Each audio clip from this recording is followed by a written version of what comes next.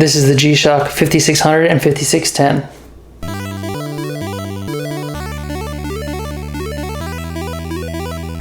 So we've got two unboxings today, and these two watches are not destined to stay the way they are. I have a project planned in the future for these two, but we're going to start with the more affordable one, and then we'll move to this guy.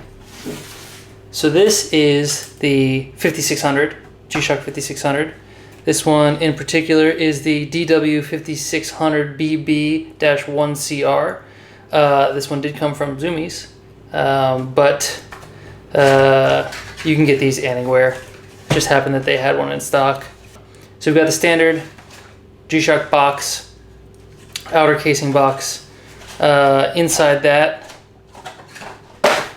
we've got the Gshock tin. Inside our tin, we've got our warranty card, international warranty card. We'll probably never need this. It's the whole point of a Gshock.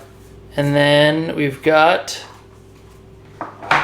our Casio instruction booklet, the model number of the movement, so that you know how to use it in multiple languages. And last but not least, we've got our Gshock. So this is the blackout model. As you can see, it is just a black screen with white numbers. So I think that looks a lot better than the opposite, the negative version of this. It is on a resin band, like most Gshocks come on. That long-tailed resin band.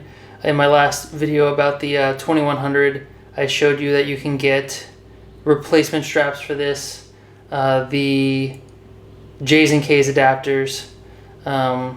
So this has a couple of different options. So we've got adjust and mode, and then we've got start, stop, and light. This is actually this green backlight right there. This is like a electroluminescent lighting, which is really cool. It's not super bright, but in a dark space, it's like just the right amount of color and light for you to see everything that's going on. So, although this one has not been adjusted for the proper time, so I might have to go through that and adjust it. And so what we've got here is the different modes. So, alarm, timer, stopwatch, back to time. Gives you a little day and then date up here, and then your time. This is not one of the solar models, and it is not one of the radio receiving models. They also have a Bluetooth version. So essentially, the Gshock Square comes in a couple different tiers. This is the second lowest tier. There's one you can easily find for around $50. So if you're just looking for a tough little watch and you don't mind that it's quartz and needs a battery change every once in a while, and doesn't have the negative display, you can find those for $40. I wanted the negative display, so I had to pay a little bit more for it, and I wanted it for that project that I'm working on, which I will put up once it is completed. Hang tag here. Let's get that hang tag off, and we will do a wrist shot. So here it is on wrist. It is super light. It is pretty comfortable. The strap is pretty long. I have around a 7-inch wrist. This is, I mean, it'll fit a pretty large wrist. And in the same respect, it'll fit a pretty small wrist. As you can see, there's a hole in this strap. If you are someone who's in this range here, you might want to snip this tail end of this bracelet here, but looks pretty good on wrist. It's comfortable, like I said. The square is it wears smaller than it is. These buttons are not too difficult to get to. So light, you do have to kind of use your nail to get in there and push them, but they're easy to press. Kind of a matte metal buckle there, pretty standard for your Gshocks. what can I say? It's exactly what you think it is. It's that battery powered G-Shock, but that negative display really gets it. I mean, that gives it that whole stealth look. You know, I think it's a really nice aspect of this watch.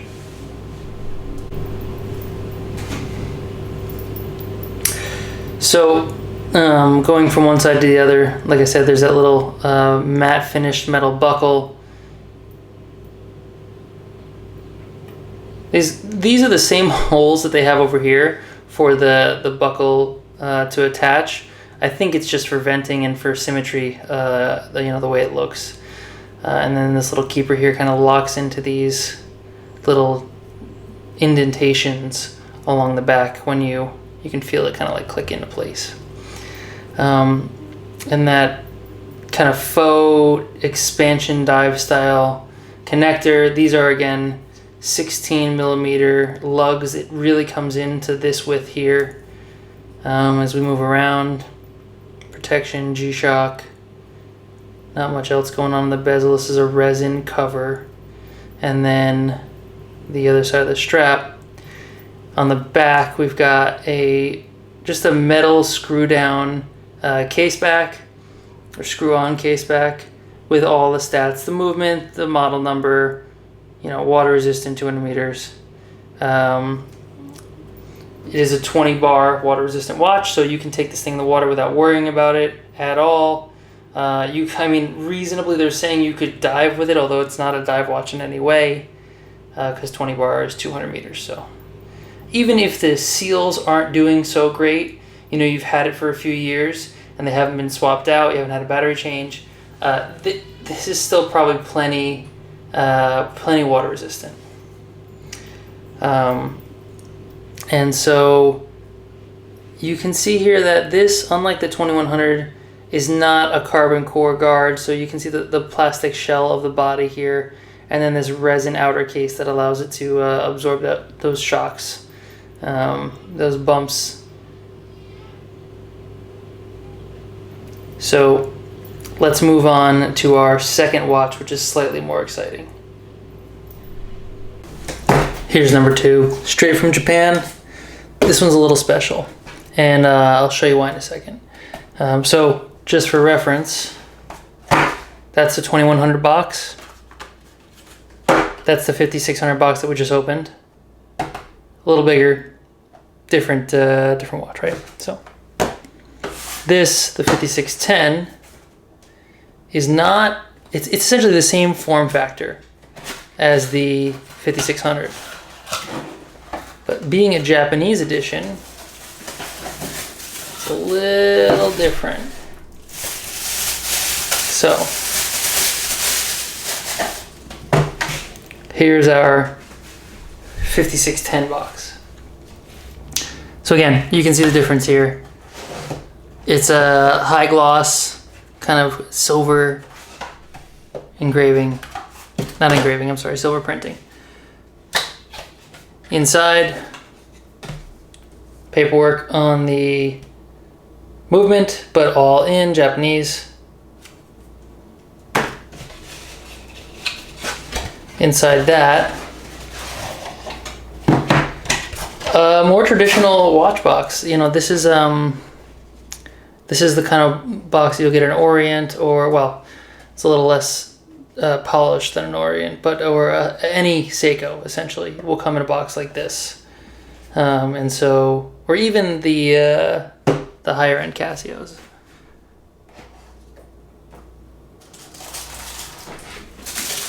Looks like just a QC sticker and wrapping, and then there we've got on a watch pillow, which is weird for a G-Shock. We've got our 5610. Let's get this off of here. Nice little watch box out of the way. And so you can see, based on the writing, Japanese model. Got a Japanese hang tag. GW-M5610-1BJF.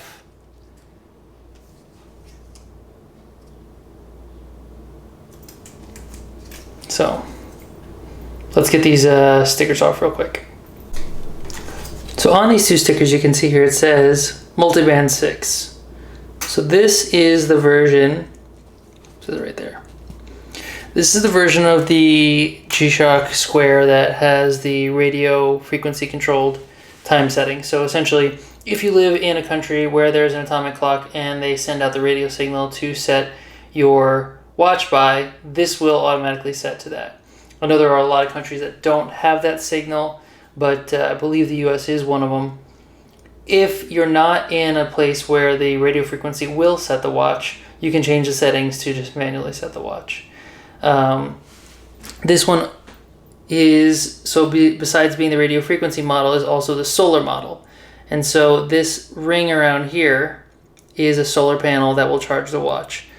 And you get an indicator. So you see right there, there's a LMH, that's low, medium, and high for the amount of charge that the watch has. The other features that it has are essentially the same as the 5600. So it's got a stopwatch, it's got alarms. So you can see here, this one is adjust, this is mode. This one here says set minus, and this says set plus. It's also got a little indicator that says receiving, start, stop, and then up here you can see it says split, reset, and backlight. So this is the again, the electroluminescent backlight. And again, this is the model that's blacked out, where the numbers and indications, all of the information on the screen is negative. And so everything else is pretty much the same as the 5600. The same kind of brushed buckle, same strap, resin strap on this side, resin casing, slightly different. If you look at the underside, this is a slightly different case back. It's a little larger, making this watch a little thicker. And so they're both around, and if I'm wrong here, I'll put it up on the screen, but they're both around 45 millimeters wide, and then around 12.7 thick, although this one might be 13 with that slightly larger case back. So if we go through the functions here real quick, it's just world time. That's something a little different. You can move between time zones. Alarm, stopwatch, timer, and then back to regular time. And so with both of these, with the exception of the solar and the world time, you get almost the same functionality. You can see that because this one is solar and has a bunch of information on the dial, you don't get this negative space that you get on the 5600. And I think I mentioned this earlier, but they have a Bluetooth model of this watch. It's a little more expensive, and it is able to sync with your phone through an app, and you can set alarms on the app, and you can set GPS waypoints, I believe. So these are the two watches side by side. Again, you can see this one is actually a little thicker if you look at them next to each other. And it looks like it's either, there's a tiny bit of the case that does that, but then also the case back, you can see the difference between the case backs here. Just slightly thicker on the 5610. Button layout's the same, straps are the same. Strap color is, it could be in my head, but the strap color on this one is a little more gray and this one is a little more black. I could be totally just fabricating it because I can see the black screen. Okay, for the Lume Shots, we've got the 5610. That's our solar powered one. Then we've got our 5600. That is the battery powered one. And actually, side by side, something I didn't expect, the battery powered one is brighter. It's a brighter display and it stays on longer. And then just for comparison, this is the 2100. It's 2100. So let's do 2100 versus the 5600. And the 2100 versus the 5610.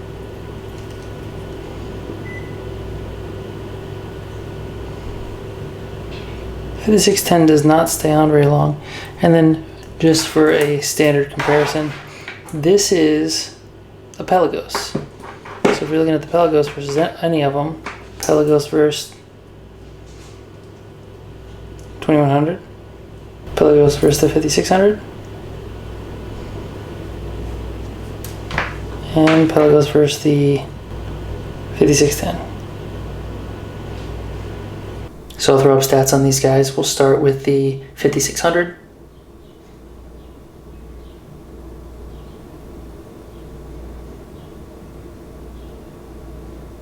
And then the 5610. And I'll put some links to where you guys can find these in the description. Make sure you put any questions in the comments, and I will get back to you as quickly as possible. And subscribe if you haven't. I think it really helps the channel grow, and you can hit the notification button so that you can hear when I get new videos out, which should be coming soon. Thanks for watching.